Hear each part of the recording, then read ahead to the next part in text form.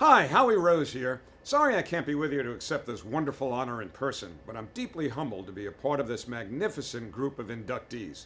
Now, for the record, I can barely ice skate. I did grow up playing roller hockey in Bayside, Queens, but that was the extent of my hockey playing career. Obviously, that's not why I'm here. However, I can probably trace my membership in this exclusive club back to a specific date, December 21st, 1966. The New York Rangers were playing the Boston Bruins at the old Madison Square Garden. Now, the Rangers had been out of the playoffs for the past several years, but in 1966-67, which was the final year of the six-team NHL, they experienced a renaissance under coach and general manager Emile Francis, and they were in a tight race with the Chicago Blackhawks for first place. Now, because of the Rangers' resurgence, they were getting more attention in the newspapers. And although I had not really been a hockey fan when that season started, the rise of the Rangers had made me curious.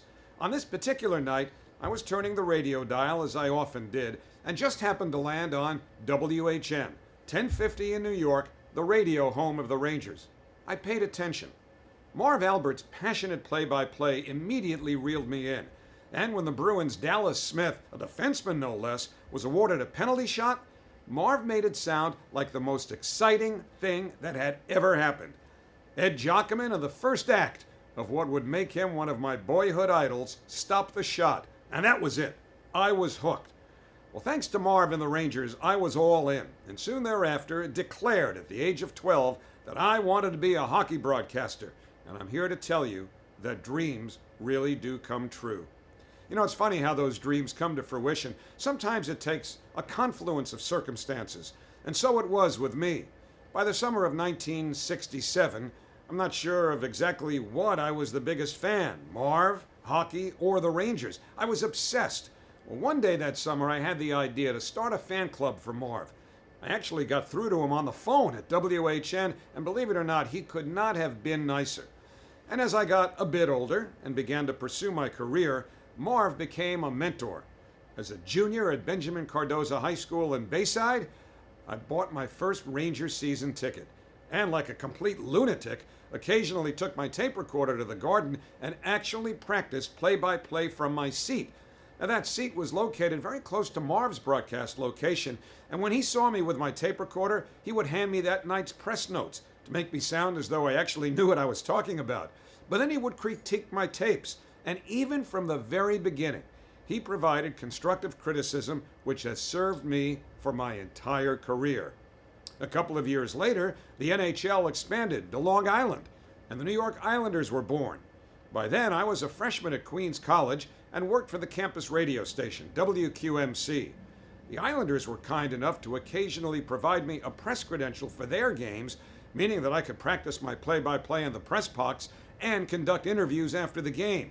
That experience was invaluable, and those tapes eventually convinced Marv to recommend me to serve as his backup, becoming one of the radio voices of the New York Rangers. I've had a lot of thrills in this business, but nothing will ever quite match the feeling that I had when I sat in Marv's seat in the Rangers broadcast booth on January 24th, 1985, for my very first NHL broadcast.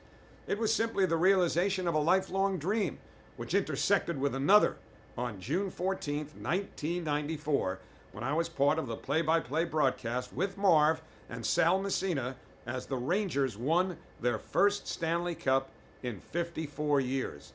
Now, that Matteau call, which came along the way, was certainly a personal highlight, and Stefan and I have actually become good friends, but it only endures because it was a huge step on the way to the ultimate Rangers victory, and I'm so proud to have been a part of that. I'm equally proud of the 21 years I spent as the television voice of the Islanders. The opportunity to advance my career virtually in my backyard was immensely appealing, and every one of the Islanders, including and especially their championship alumni, made it an absolute joy. They accepted me from day one, and I'll forever be indebted to them. Believe me, if they played hockey in the summer as opposed to the winter, I might still be calling Islander games. I'm just not a winter person anymore. The broadcast partners I've had along the way enriched me more than they could possibly know. From Sal Messina with the Rangers to Ed Westfall, Joe Micheletti, Billy Jaffe, and Butch Goring with the Islanders, the one constant was fun. Every one of them made broadcasting hockey playtime rather than work. And there's another group of people that I'd like to thank, and they are the members of the 1980 United States gold medal winning Olympic team.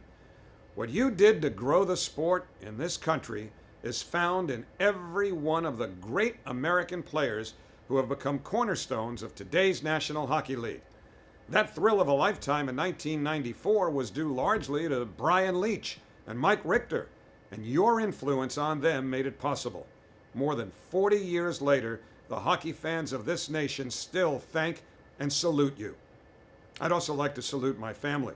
My parents, brother, and sister encouraged my dream from the beginning, and my wife Barbara and daughters Alyssa and Chelsea have made some huge sacrifices to allow me to advance my career.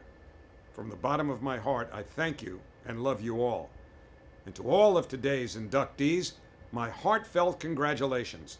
There was a time when American influence in hockey, never mind just New York, was considered inconsequential, even laughable. Well, look at this group being honored today and what they all have accomplished in this great game. I guarantee you this, no one is laughing anymore. Thank you and enjoy the festivities.